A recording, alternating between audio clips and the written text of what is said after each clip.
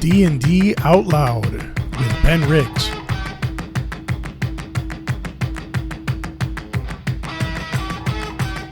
Episode 71 with Chris McDowall and Jeremy Bent.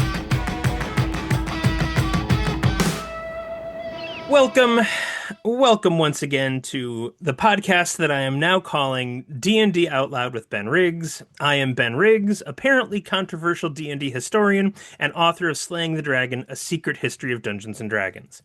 And over the past 13 years of writing and podcasting, I have met hundreds of creative geniuses in and around the work of tabletop role-playing games. Here on this show, I ask two of these flaming torches of the human imagination to come on and have a fascinating discussion, which I then record and send out into the world.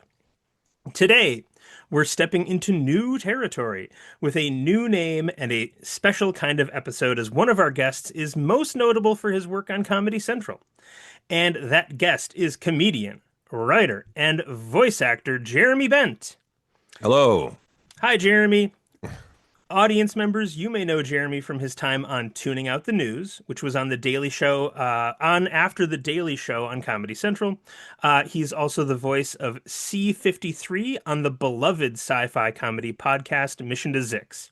He's also brought his wit to improv stages across the country and created shows like Eurovangelists, which tries to explain the Eurovision contest to people outside of Europe. He is also a huge tabletop role-playing game nerd, and today he's here to have a conversation with one of the hottest names in role-playing games. Because our second guest today is transatlantic sensation, a man whose work has reshaped indie role-playing games, a demon of creativity, striding the world in human form, a shape that answers to the name Chris McDowall. Chris is the creator of Into the Odd, a lean, haunting, and deeply influential RPG, and more recently Mythic Bastionland, a spiritual successor that expands his vision of evocative rules-light play. Chris is known for distilling mechanics down to their essence and crafting games that feel both poetic and dangerous. Chris absolutely killed it at the Ennies this year, with Mythic Bastionland winning gold for best art, gold for best layout, and silver in the coveted product of the year category. I suppose I should add that I backed his recent crowdfunding campaign for Mac Attack, which is his sci-fi mecha minis war game. Chris, hello and welcome to the show. Hi, thank you for having me, and thank you for backing Mac Attack. Dozens of people backed that game. I mean, if it were up to me and not with the internet probably once, I could talk about Mac Attack for an hour. And I guess I'll ask, since we're talking about it right now. So for the audience members who may not know what it is, what is Mac Attack? Mac Attack is my so like you've said, I primarily make RPGs, but I do also dabble in miniatures, because that was kind of where I got my start when I was like playing games when I was growing up. And so I will occasionally indulge myself in a very specific type of miniature game that really appeals to me, which is very, very rules light and fast and explosive. And this one, Mac Attack, is about very explosive mechs that can blow each other up. And it's a lot of fun, yeah. But it's just finished on crowdfunding.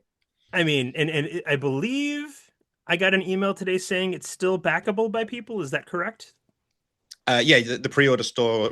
The pre-order store should be open by the time this goes out, if I've got my timings correct. But it'll be up for pre-order soon. It's funny that we're like launching with the promotion. I'm not used to going into like shill mode instantly. I try and get it up front. Heaven forfend I forget to get it out of the way. Yeah. Yeah. So you don't want a late plug. That's people might not stick around. Yeah. I'm only here to do plugs. That's all I'm doing. And I guess more relevant to the conversation I'm assuming we're going to have, if there happens to be a listener to this podcast that does not know what Mythic Bastionland is, what might that be? So Mythic Bastionland is a game where you are knights and you have all taken an oath to go out into this weird kind of Arthurian-inspired world and seek out myths, which are strange things, which could be the goblin, or it could be the sea is misbehaving, or any number of things. And it was my attempt to make a game that had the kind of rules light, fast feeling of Into the Odd and Electric Bastionland, but felt very big and felt very big in terms of like you're hex crawling around an entire realm and you're going through generations of like seasons and ages in time. So I've tried to marry the very light rules with a very big scope. All right. Wow. Well, Jeremy, do you want to say anything, or else I have a first question? But if you have something you want to say to Chris right away, hop to it. I don't want to interrupt the flow, Ben. Go for, I have a bunch of questions, but you take it away. So, okay, I'll ask this then. So, when I think of the confluence of having the two of you on the show, the thing that jumps out to me uh, is improvisation, because it would seem like something the two of you have in common. Jeremy, again, I know you came up in improv, and that's what led to your career on television. Um, and Chris, obviously, the role playing game is itself an improvisational form. So I'm going to ask this question. If you disagree with the premise of the question, that's fine too. But why does improv call to both of you?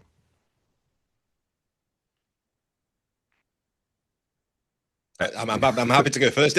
Yeah, please. This is not good improv technique. Surely improv, you're not meant to leave silence. And but yeah, yeah, I'm happy to talk about that a little bit. So I think for me, I've run games where you need to prepare a lot of stuff ahead of time, and you're going in with a very clear plan.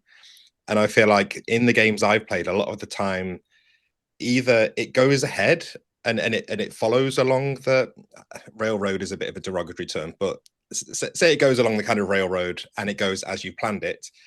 I found that can be sometimes a little bit underwhelming because you're not surprised by anything, or if it goes off the rails too far, you feel like you wasted all that time preparing. So that the type of prep that I like to do for games is very much that preparing to improvise things. So just having a few broad strokes in place, even just thinking about like almost like for a character, I like to think of just like a phrase they might say, and then just try and shoehorn that into the conversation, and just having a little kind of prompt and almost like challenge. If you give your brain a little bit of a challenge, I find that it can kind of start ticking over quite nicely and coming up with ideas that are about as good as something I could have prepared ahead of time. So for me, I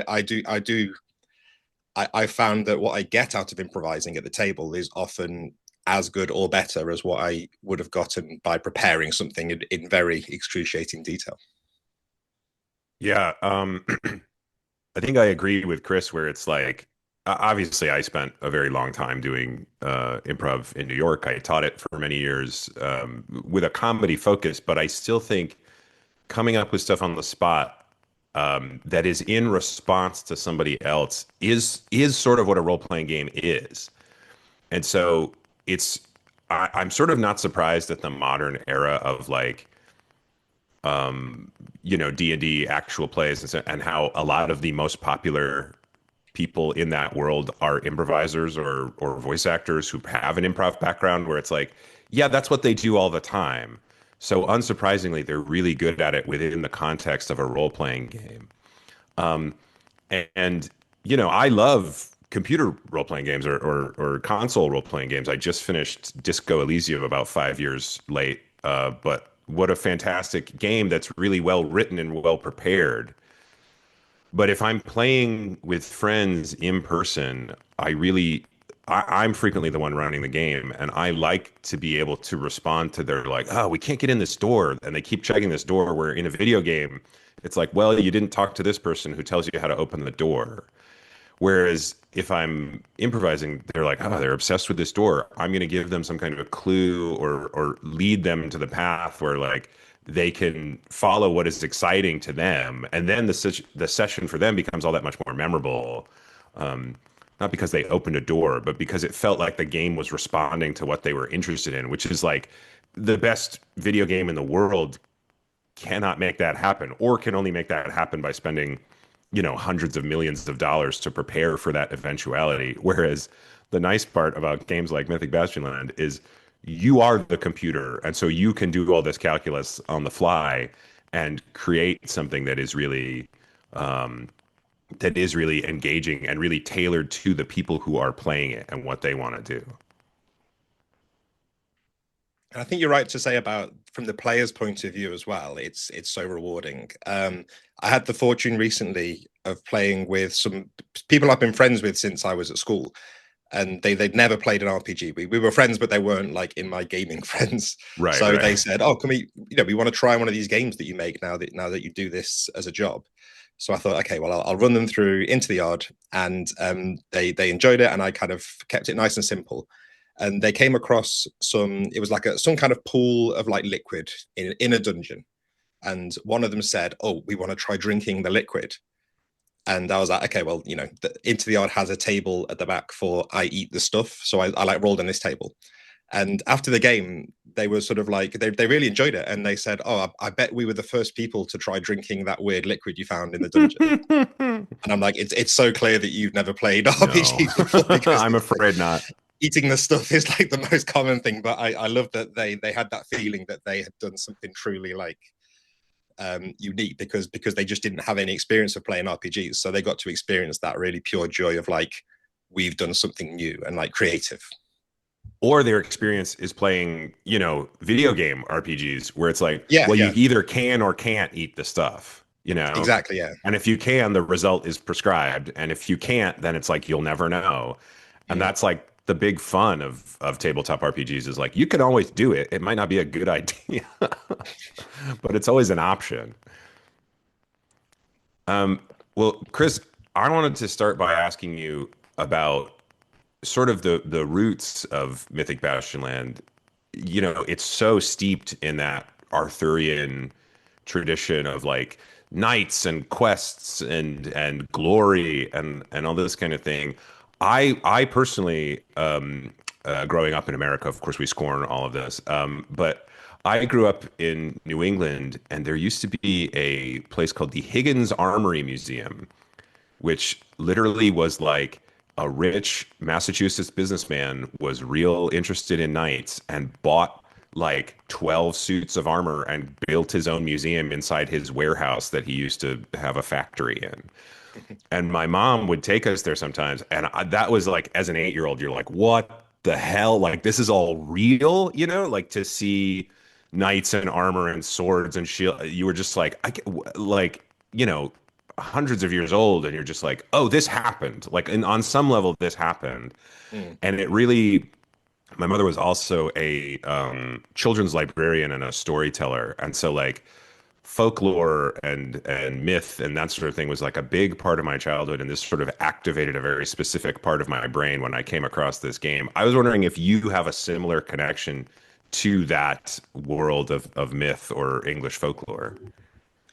Yeah, so it's interesting. It all comes down to a couple of kind of bits of inspiration that fell into place. So they one of them is just something as simple as it was during the first COVID lockdown here.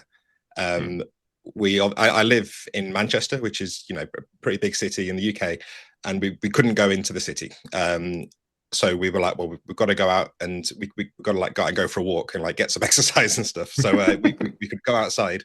And we've got like some woods and a river, like a bit of a walk away from us. So we spent a lot of time walking around there. And that kind of, I think, got me turning over in my head the idea of like, well, I'm spending all this time in nature. The last book I just done Electric Bastionland, which was like sort of the city of this world. I thought, could I do something around the idea of like wilderness and nature and like travel and trying to do the sort of doing for the natural world what I'd sort of done for the city previously. And then it was around the same time I was doing an episode of my podcast where I spoke to Zyxx, who is a creator in Malaysia and has written lots of incredibly good things. I'm sure people know Zyxx.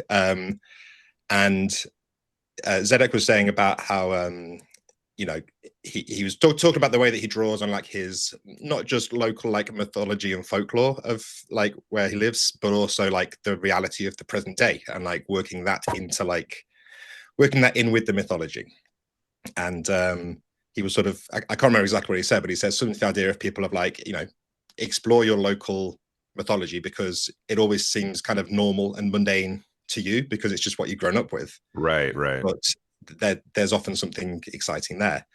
And to be honest, I'd never been previously, like, didn't really know much about like Arthurian folklore. Like I kind of dipped into it, and like I'd passively absorbed, bits of British folklore just from living here for my whole life. But then this kind of got me to explore it in a bit more detail. And the thing that sort of got me really excited was this idea of looking at how different versions of the Arthurian myth, especially throughout history, kind of had different like agendas. So there's no like there's no one author of like King Arthur. Like there are versions that are more popular and well known than others, but the story's been kind of retold so many times, even just through time in England, but also then it's sort of gone to France and gone to like Germany and Scandinavia, and looking at the way that the same characters are kind of rewritten, it kind of got me thinking about this idea of myths and like, well, what if is there a way that they could every version of a myth could kind of somehow be true, and the adventure is in kind of bringing the myth into reality. So that all sounds very high concept, but that was kind of the spark that got me thinking about the nature of myths and like their connection to reality. I also think for RPGs, it's like, well, you have to start with the high concept stuff. You can't start with like, well, what if you rolled 2 dice and then if you got over a 7, you went like, that's not a game. That's not an RPG. That's just a mechanic. Sure. So I think you have to have this sort of high concept stuff. And it's very interesting what you're saying about all myths being true, because I studied mythology a little bit in college which is where I met Ben. And like, I know like the French tradition of Arthurian myth is much more romantic. Like it was sort of about the love stories and stuff. And you're like, oh, that's an interesting angle. But then I also studied a lot of like Greek and Roman myth. And it is like, oh, you would have like 20 different stories about the same god, some of which would directly contradict each other. And so the general understanding is like, well, if this contradicts this, it's just an aspect of this god or demigod or whatever. And you're like, well, they did do it because it's written down, so it happened. But also, maybe they were impersonating somebody else. And you're like, I guess that's fine, like to get into this mythic space where it's like, yeah, it can all be true is kind of is sort of a fun take, I think. Yeah, and it kind of works well for an RPG because you can have. So like I say, you're investigating these myths, which to a degree, it's kind of like uncovering a mystery because you're trying to like get to the end of the myth, basically. Yeah. And one of the ways that you can sort of prepare for this is by talking to people. It says in the book that like different types of people will know different things about the myth. So like if you're just a regular peasant, they know something about like the elf that lives in the forest, but they won't know as much as a seer, which are like these weird, like Merlin, like kind of characters. And anything in an RPG that gets players going out and talking to other characters, I think that's like, to me, that's like something that's so easy to overlook, is giving people a reason to just go around and talk to people and get to know people and build this network of characters in a realm. Because in other games, it can sometimes feel like, oh, we need to go to the shop. We need to speak to the shopkeeper. The shopkeeper is useful to know because they have the shop. Right. Whereas I really wanted to tap into this idea of like local knowledge and sort of, if you know someone, you kind of want to know someone in all the different areas of the realm. But yeah, so that's where it kind of came from. And then it kind of like, it felt like a natural fit to sort of look at exploring this kind of hex crawl idea for sort of combining those two things. And it kind of, it took a while to properly fall into place. But eventually it got to where it is today. That's very interesting you say about talking to people, because I ran a game of D&D for 2 friends of mine who I don't think had ever played D&D before during the pandemic. And it was very clear early on that they were not very interested in combat. And what they really wanted to do was to meet every single person in the town that I had set up for them. And then they started to like matchmake people. And I'm sort of like, hey, if that's what you want to do, that's fine. And they were having a lot of fun doing that. But it is sort of like, oh yeah, like talking to people would be the main, like you wouldn't just go to one person and they would tell you everything you need to know and you'd be like, okay, goodbye, now we're going to go do this quest. It's like you do sort of have to embed yourself, especially in a game like this where like the general, like like you said, the hex crawl aspect of it creates a fairly small world to explore. So you kind of need to know a lot of people in this world if you want to figure anything out. And I really do like that aspect of it. Chris, Yeah, it's Chris, kind of would built you? into the map is sort of usually like 12 by 12 hexes. But if you're, like I say, if you're just a vassal, like a peasant, then you Right. probably don't really travel beyond like your hex and the neighboring hexes. Right. So it's like, yeah, I've tried to make it feel like the realm is big in many ways, but like small enough that you can learn it and you can kind of like you can yeah, it's a balance between trying to make it feel big without making it feel overly complicated or like difficult to run.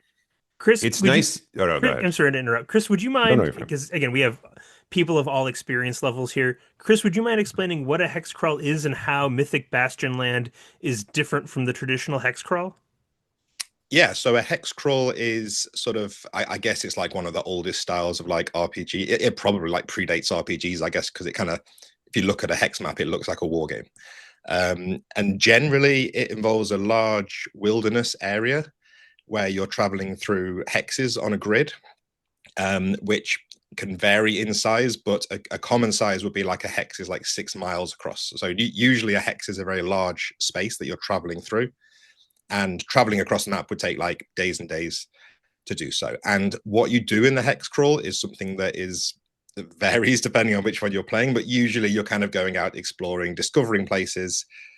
In D&D, you're killing all the local people, of course. But in Mythic, I wanted to capture that feel of like exploration. And so like Breath of the Wild is another, the video game sort of was a big influence on this, just trying to capture that feel of like always being distracted by little things you're discovering. So with Mythic, That is such my experience playing playing those Zelda games where you're like, I'm gonna go do this, but you're like, wait, what's that on that hill? I'm gonna check that out for 2 seconds, and then 2 hours later, yeah, you're like, oh exactly. my god. But the problem with doing that in a hex crawl is it's quite difficult to do that if you have like a very rigorous map where everything is laid out, because Right. you have systems where like the players climb a hill and they say, what do I see? And then the GM has to like look through the book and say that, okay, well, you see this and this. And there's a little bit of that in Mythic, but there's a system for how you uncover these myths is as you go out exploring, you will kind of naturally uncover these omens of the myths. So if it's the first time you're encountering an omen of, let's say, the wyvern, you might just find some sheep that have been killed by something, and you might be able to work out roughly that it's some giant creature, but that's it. And then later on, you might uncover the second omen, which is I can't remember what it is in the book, but maybe like you see it flying overhead or something, or someone is telling you that they've seen this flying lizard flying Let around. me tell you, no one's going to correct you. No, that's true. Actually, I could just claim this is like from like a new revised version of the book. Yeah, and normally this kind of thing is sometimes a little bit frowned upon, because a lot of the locations that you're discovering, some things are set in stone in the map, but some things you're kind of uncovering them as the myths sort of manifest into reality. And it does make the world feel a little bit like it's not quite 100% real.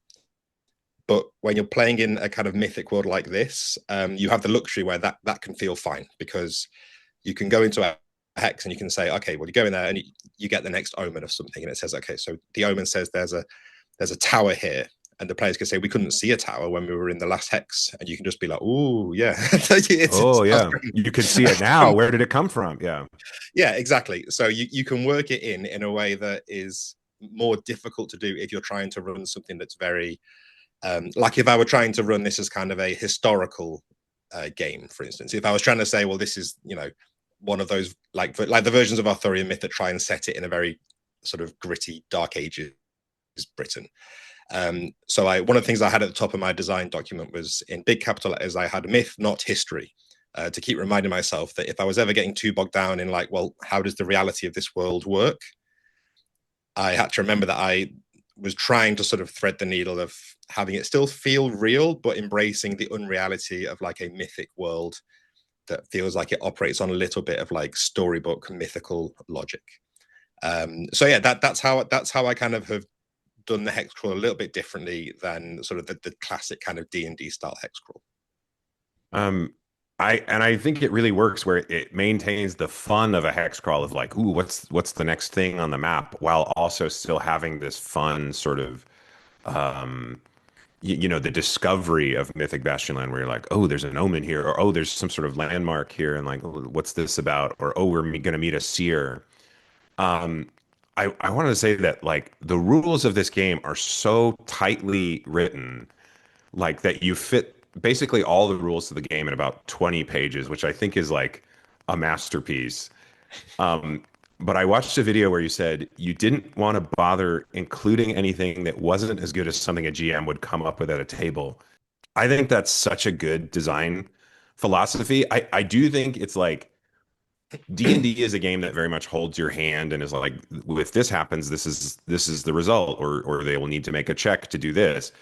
Mythic Bastionland, I think, is a game for players who have maybe played a couple other RPGs and are willing to embrace that aspect of the improvisation. Because, and I think we agree on this, it's like whatever you, a creative human being, comes up with is going to be more fun and more satisfying than like, oh, well, it says here that you get, 30 gold pieces. You know what I mean? Yeah, yeah. And I think the improvisation kind of, I think when you're running this kind of game, I think that the two ways you can go is you can try and define everything ahead of time like perfectly, Right. but I'm not gonna write out 144 hexes and like what's in each one and say, well, here's a little, because it's about a 6 mile like diameter. So I'm like, I'm not going to draw out like a whole map for each of these and sort of think about, well, are there animals living here? Is there a stream flowing through here? What are the trees like here? And I wouldn't expect someone preparing the game to do that. So I think for a hex crawl, improv is kind of necessary to a degree. And I think my philosophy has always been, if you get the GM doing that early, then they will learn to do it well and they'll feel comfortable doing it. Whereas if the first three hexes you come across are all perfectly described in the book, and then the fourth one is blank, Yeah, you're it's going to like panic. there's a guy here. Yeah. Yeah. And you're going to think, oh no, I'm going to get it wrong, because there must be like a canonical answer to what should be here. Whereas in this game, I've tried to leave enough blanks in there that people early on realize, well, yes, we do have to fill in these blanks a bit ourselves. And I've tried to provide enough like prompts and tables and stuff to make that happen. I think a blank page is like the worst thing you can give someone. So even just having those little sparks of, it's not even about learning it as a skill. I think it's just confidence. I think some people just feel Yeah. like they don't want to get it wrong. So It's getting them to do it early just kind of shakes that off. it's interesting because earlier you said bad, silence is bad improv. I actually think silence is fine in improv as long as it doesn't betray the nervousness of the performer. Like when I watch really confident improvisers play, frequently they will stop talking for like 10 seconds, but they don't lose the audience because the audience knows like, oh, they're still in it. They're planning something.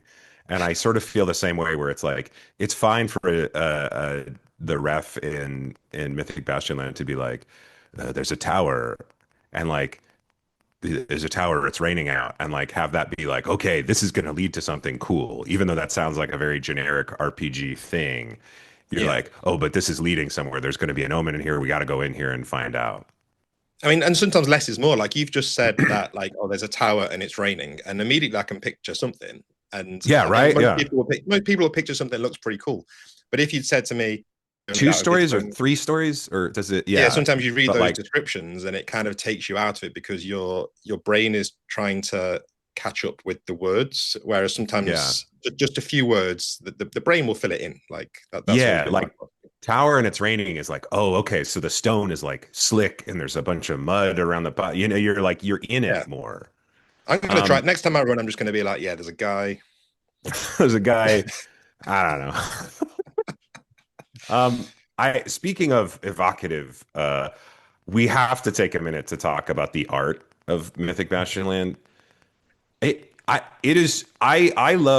have many RPG books that I have bought solely for the fact that I love the way this looks. I don't know if I'll ever play this game. I just want to have the book and flip through it sometimes because it pleases me to do so.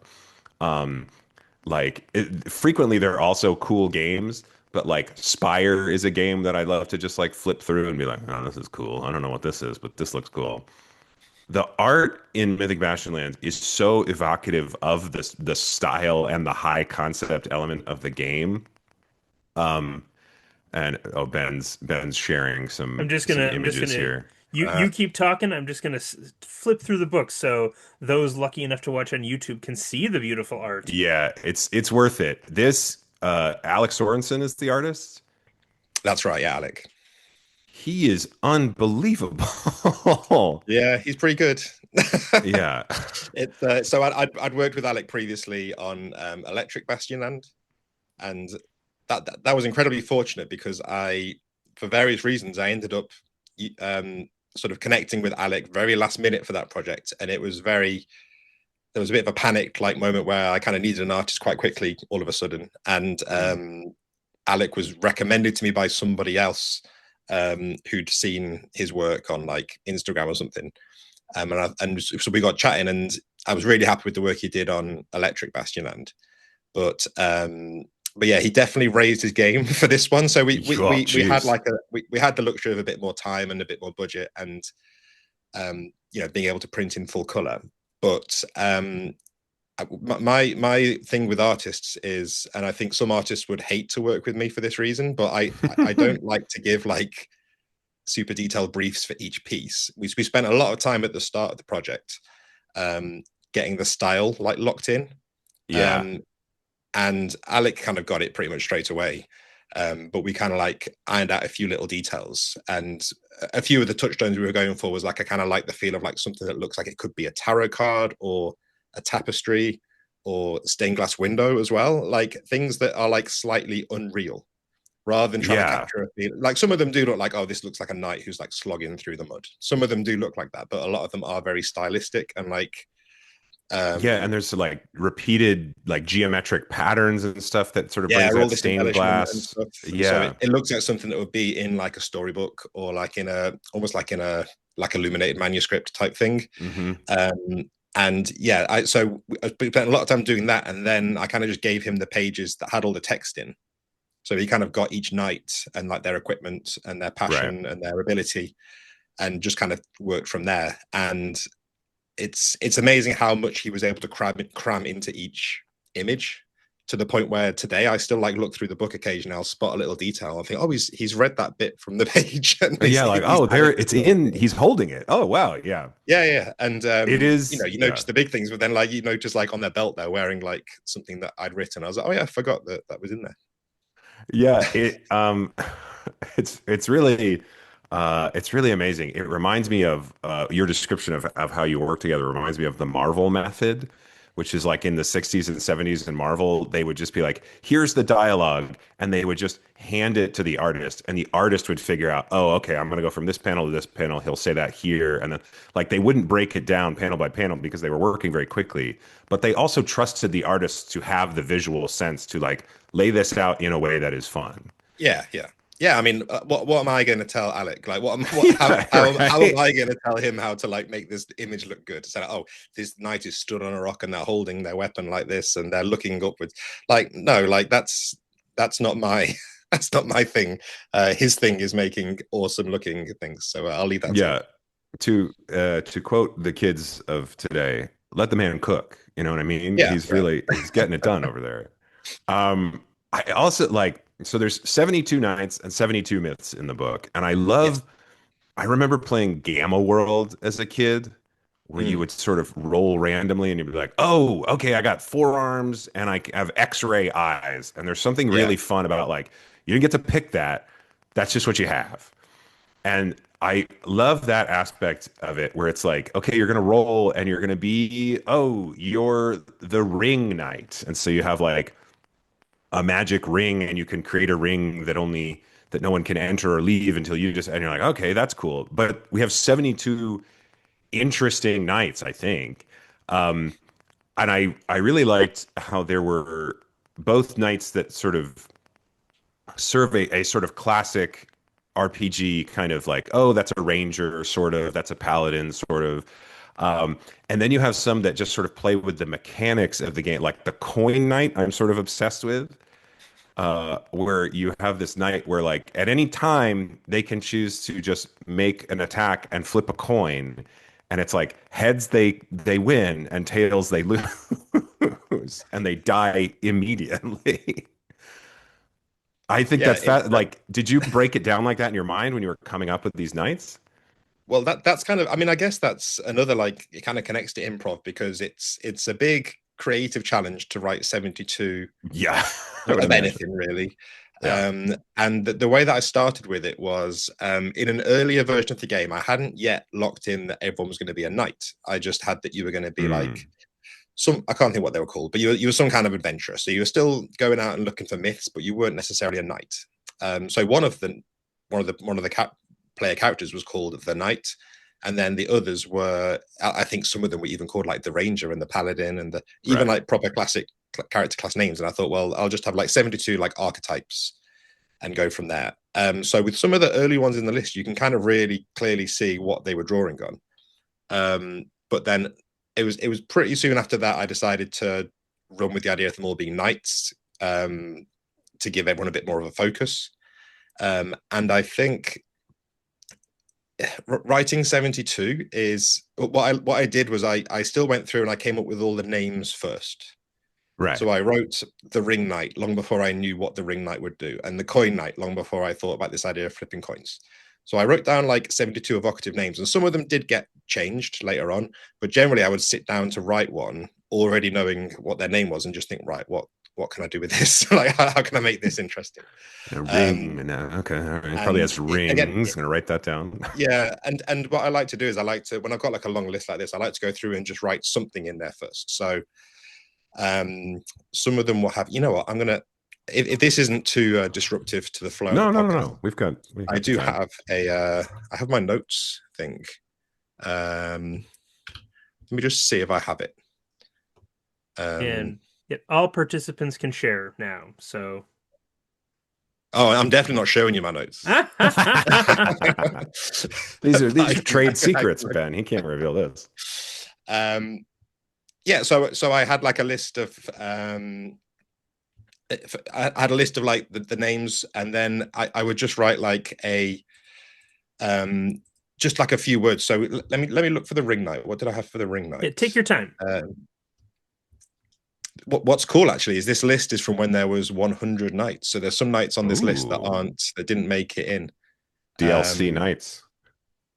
Yeah, so you know, I don't have it, but I have the No, that's fine. let's say the soldier knight, which Mhm. ended up being eventually turned into the war knight.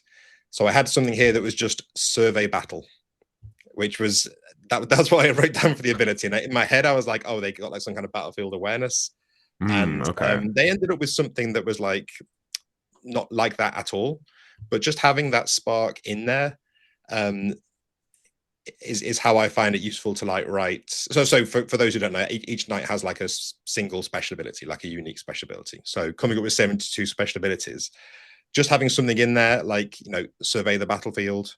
How could you make that into a unique thing? I have the pigeon knight had direction sense, but not boring was my prompt for that. Yeah, sure. The banner knight had rousing speech, and just having like, I find like going through the list and writing something means that when you come back to it, your brain has kind of had time to like to work it out. Yeah, or So and yeah, you're sort of doing adjusting based 72, off. yeah, Oh, sorry. and the benefit of that is that then you're not sort of doing. If I wrote all 72 like complete in one go, then by the time I get to like 71, I can't remember what I've written weeks or months ago Yeah, for yeah, like yeah. number 5. So there's already a risk of me duplicating stuff as I go through. But it kind of helps with making them all feel different as well, doing it that way. I also love the idea that, like, okay, sure, they've all got a special ability, like the Lance Knight can do a really powerful lance attack. It sort of makes sense, but they only get to do that once a day. But that's like not the only thing that the Lance Knight has. Like, they have a particularly good horse. You know, their horse Yeah, deals some trample damage, and then they have Mystic Sight. and you just roll on a table, it's like, oh, you can see desires, but you can't see writing. And you're like, that just That's gives one so of the much sillier ones. character. Yeah, but like I think that's such a like, oh, then it's not just like a guy who's sitting there waiting to like, can't wait to use my one great lance attack the whole game. It's like he has something to do, like he has a purpose, you know? Yeah, I try to give them all something because I'm a big proponent of like equipment being like important. So in Yeah. Into the Odd, your characters are like entirely and Electric Bastion, to be fair, your characters are entirely defined by like their equipment. So if you've got something cool, it's probably like a cool item that you have. Mm. But here I knew that I wanted the knights to have like a special thing they could do to make them feel a bit more mythic and like, yeah, important. It's like in a story sense. But yeah, the Lance Knight is a good one. But giving people something to do other than their main ability, I think, was very important. So equipment seemed like a natural place for that. And the other thing that you get is you get a passion, which is mechanically it's a way that you can restore your spirit, which is one of your virtues, which are like ability scores. So it's essentially a way to like recover lost, like one of your ability scores. But what the thing that I hadn't quite expected that sort of came out in play is that players will still use that even if they don't really care about the mechanical incentive.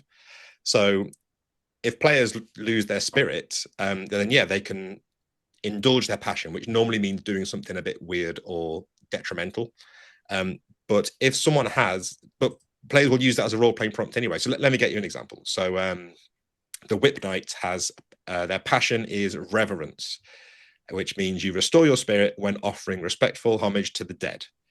But I've had players who, even if they never lost a single point of spirit throughout the game, they will still like enact that passion.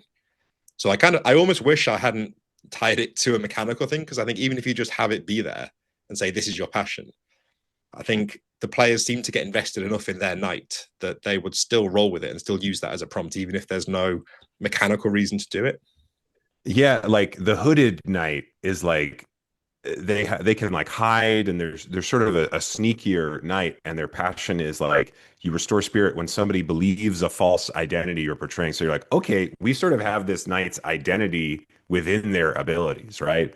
Yeah, They're hiding, they're trying to fool people, and you're like, if I was playing, if I drew the hooded knight, I'd be like, oh, I'm going to try to fool people all the time. You know, not just whether I've lost spirit or not. You'd constantly be doing it. Yeah, just give everyone a fake name. Yeah. Yeah. And then on top of, and I can't wait to talk to you about this, on top of the passion and the ability and their various like equipment, every knight page also tells us who they were knighted by, which seer knighted them. And there's also, if 72 knights and 72 myths wasn't enough, there's 72 seers who are sort of, you said they're sort of Merlin-like in that they know a lot, but these are like sort of Lynchian Merlins where they're frequently quite bizarre. Well, but I really love that. There were a few kind of touchstones for the seers. The kind of the original like mythic idea was that there's, like I said, there's so many different versions of Merlin. But two of the things that stuck with me are in one of the versions, there's this idea that I think it was popularized in The Once and Future King, but I don't know if it came from that. The idea that he experiences time backwards. Oh, right. So yeah. he knows the future but doesn't remember the past. And if you think about that for too long, your brain starts to hurt. But and because these seers they're not going to be player characters, I thought, well, I can really lean into this weirdness and just have them be completely bizarre. The other part of the Merlin thing, I should say, sorry, is that this idea that he was like half a demon, like his father was a demon or a devil or something, and he was like, but they managed to catch him and like baptize him in time. But this idea that he was like a half devil. So I really wanted to lean into that and make them super weird. And the two touchstones that I gave to Alec for how they should look and like how they should feel is I always like a big weird character reveal in a film. And for me, like the two really memorable weird character reveals are the David Lynch Dune, when the Guild Navigator comes in the giant tank and the doors open and it's this big floating, you know, if you've not seen it, it's a fetus. But like I remember that scene stuck with me for so long, so I'm like, this is the greatest character I've ever seen. Like I can't describe it. And it's a very obvious one, but also like that first time you see Jabba the Hutt in Return of the Big Jedi, time. if you've not watched the special editions where he gets spoiled earlier on. Ugh, yeah. Or like this idea of like a character who's been talked about, and then like he's a big slug. There's a pattern here, isn't there? May I read the Shackled Seer aloud? Sure. Yes. So, the Shackled Seer has a strange number of limbs, D12, seemingly changing with each glimpse, all shackled to the wall.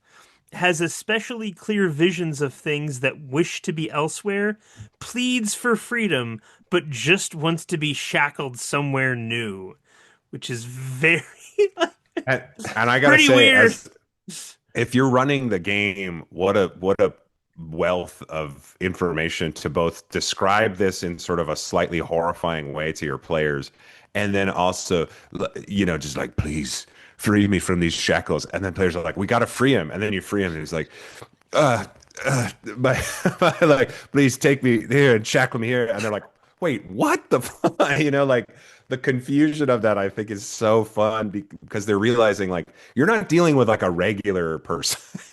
You're dealing with someone. Yeah. And the players kind of have to deal with them because they know everything. So like they're incredibly useful people to know. And also in the knights have all taken an oath, and one of the parts of the oath is to honor the seers. And again, there's no mechanical incentive to do that, but players seem to really latch onto it and like, oh no, we need to honor the seers, so we can't just ditch this weirdo. we need to like show them respect. You can't just not unshackle him. Like, you've got to unshackle him and find new shackles for him. Like, oh, geez, there's a lot of shackle time spent. Yeah, and I like I said, I gave these prompts to Alec, and Alec just had those descriptions to do the little pieces of artwork. And I said with the seers, I said, look, feel free to get really weird with the seers. They kind of that there's potentially an implication that they're like alien, I guess. So like they don't need to look fully human. There is something one of them that made me laugh when I gave him the description. It was for the purged seer. They don't have a stat block because the stat block just says does not exist, and the description is a dark cold void where once a seer was. So I thought, well, good luck drawing that, Alec. I was expecting him to just return like a blank like .png file. Nope, he as with pretty much every piece of art, he did nail it. Yeah, he went above and beyond. I have to say, yeah, there he is. And you're like, that's great, that's really good. And Jeremy, would you mind describing the purged seer for the people listening to this? Yes, sure. A dark cold void where once a seer was. Stepping into the void shows futures that cannot exist based on the present state of the realm. The void has no agenda, but mostly shows visions helpful to knights. And so imagine you're the company of knights and you come across the purge seer and you're all taking turns walking into this void to get bizarre visions that can't happen. And you're like, okay, well, maybe if we moved the river, we could do this, right? And then you've got all these sort of weird, like, I guess we could try doing something like that. And to me, the image looks like a silhouette against a tree in a graveyard, and that looks like the dark cold void. So again, an amazing piece of art here. Unbelievable. I was sort of obsessed with the torn seer. Appears as if a tall, broad man was torn in half from head to groin, acting halves now clinging together, but acting as two. Have you read The Cloven Viscount by Italo Calvino? I've not. I've read. Well, I think I've read most of Invisible Cities. But no, I've not read that one. Is there Cloven a torn Viscount? seer? Has he stolen my idea? It's a short story where a viscount is cut in half as a young man, and one of them is cruel and lives in the keep, and one of them is like peaceful and loving and lives in the woods and sort of inspires revolution, and they just sort of like go back and forth between this pattern. And I was like, oh, I wonder if that's from that. And like, nope, just a cool idea. People are constantly doing this to me. They're saying to me, "Oh, I assume this is a reference to this," and I'm like, "No, I've not read it. I've not read many books." I was like, "Yeah, people get cut in half. It's easy to use that for inspiration." Well, not fully in half. Just like, mostly. Just most torn. Yeah. I also saw a video where you described Mythic Bastionland as a game for middle-aged people because unlike a lot of RPGs, when characters get older, they don't get weaker until they become like old. When they get mature, they're actually in like the prime of their the way that time passes in this game is very unique, I think, to most RPGs. And so like when characters are young, they're quite ambitious, but they're actually weaker than they are when they're mature. And then Yeah. when they're old, they start to, fall off again. And I Well, sort of like that because a knight obviously would be better at running a kingdom or a seat of power if they were more mature and they weren't 20 years old. it kind of came from I've just turned 40 this year, but I was sort of in my late 20s when I finally read Traveller and Pendragon, and both those games have like aging mechanics that coincidentally they both had the point at which you start checking to see if your stats go down. In both games, I could stand corrected. In both games, I think it was like 36 to 38. Oh, jeez, come on. It was like the age that I was when I was reading it, and I was like, oh no, I'm now at the turning point. So yeah, when I was writing an aging system for this, I was like, I'm not going to define it. I'm just going to say young, mature, and then old, because everyone would like to think when they get to a certain age, well, I'm mature. I'm in my golden years. And then I'm not old, obviously, and I'm not young either, so it's a nice way that for the next like 20-30 years I'm just going to be telling myself that I'm mature. Yeah, I was like, I'm 42, and I think recently someone posted a thing where now I'm older than every character was at the beginning of the show Cheers, and you're like, oh, come on. Oh no. Like I don't need this information. That's terrible. It's horrible. But I love that time passing in the game is not like there's so many D&D monsters where it's like, oh, it steals a year of your life. And you're like, oh no, I don't want that to happen. Whereas in Mythic Bastionland, it's like we, the players, are collectively going to decide to move the campaign 20 years ahead. Yeah. Because it just feels like the right time for that to happen. And I like that that's part of the game. Yeah, that's the kind of thing I encourage groups to kind of agree this ahead of time, because it's easy to.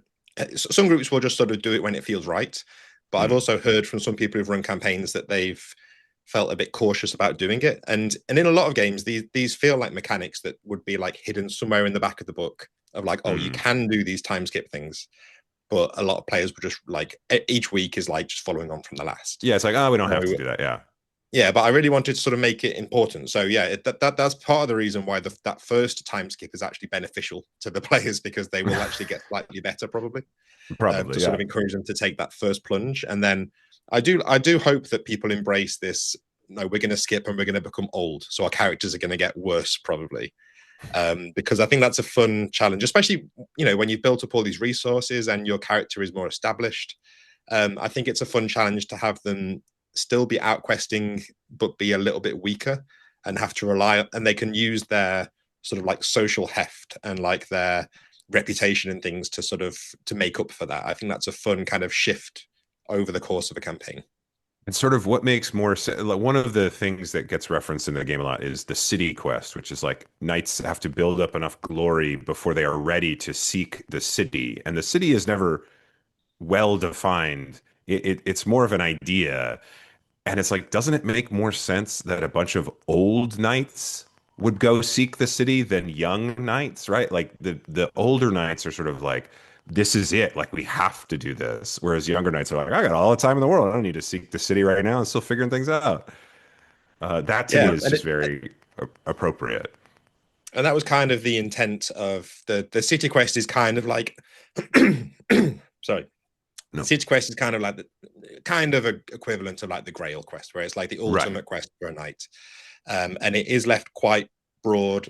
Aside from the fact that every knight kind of has dreams of this glittering city of the future, and part of the reason that's in there is that one of the things that I didn't want to bring over from like Arthurian mythology was this idea of.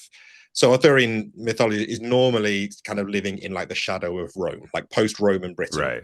And this idea that it was this golden age before when Rome were here, and then they left and it was terrible and the Saxons ruined everything. Right. And I didn't want to have, I feel like I've seen that story a lot of times where it's like, oh, the golden age of the past, and you're exploring the ruins of how great things were. So I wanted to sort of twist it and be like, well, no, this is like, the past is left kind of vague. Things are about as good as they've ever been, really, in this world. Yeah, it's like, oh, it's not bad, actually. Yeah. Yeah, it's like, well, we have houses and like we have castles now. We don't have a farm. It's we not don't have worst, roads. Yeah, we Yeah. don't have roads because there were no Romans, but we have, you know, some stuff. And this idea that rather than looking backwards, they're looking like forwards. So the city kind of represents this idealized future rather than idealized past. So that's how the idea of the city kind of came about. So And then of course, if you are an absolute sicko for my games, you can connect it to Electric Bastion Land and have your knights go to the Electric City and discover it. But I wanted to make it so that you didn't have to sort of. You don't have to do that. Sure, but you could if you wanted to. That's quite a deep cut for someone to be able to do that. I'm going to interrupt because our time is regrettably running short. So let me ask. So, Jeremy, is there any way audience can send you money, royalties? What product of yours should they embrace? Yeah, go nuts. Send me as much money as you want. You can check out my podcast about the Eurovision Song Contest, Eurovangelists, on Maximum Fun. You could take my podcasting class. I teach the basics of podcasting, recording, editing, mixing. You can go to jeremybent.com and find more information about that. Yeah, either of those are great. And Chris, obviously, Mythic Bastion Land is available pretty much everywhere. I, again, cannot wait to play Mac Attack. I am super excited to see that a PDF is coming my way soon. Is there anything else that you would shout out? I mean, everything I do, if you go to bastionland.com, that's where I have my blog, but that has links in the sidebar to everything like my YouTube, podcast, and where you can buy my games, and a Discord server where you can come and bother me with questions about the rules that I missed out. And I will add, if you like this podcast, we have a Patreon. It is a mere $3 a month. For a mere $3 a month, you get access to a Discord, and we have extra episodes. If you want to hear Call of Cthulhu creator Sandy Peterson talking to Trail of Cthulhu creator Ken Hite, it's up there on our Patreon. If you want to hear me interviewing second edition designer Zeb Cook in the Hugh Hefner suite in Lake Geneva, that is up there. I have been I discovered I wrote like 100 pages on the creation of third edition D&D, and I've been revising that and posting it to the Discord. If you want to hear me and Dr. Scott Bruner reading aloud from the Dungeon Master's Guide, that is up there. All for a mere $3 a month. So can you imagine the value? That is my plan. My plan is keep it at $3 and just make it so good that people are like, that's a lot for $3. Like, okay, right, yeah. Sure, you know. So, Chris, this has been wonderful. Thank you so much for taking the time to be on. And Jeremy, it's always great to talk to you. Always a pleasure. Yeah, thanks for having me.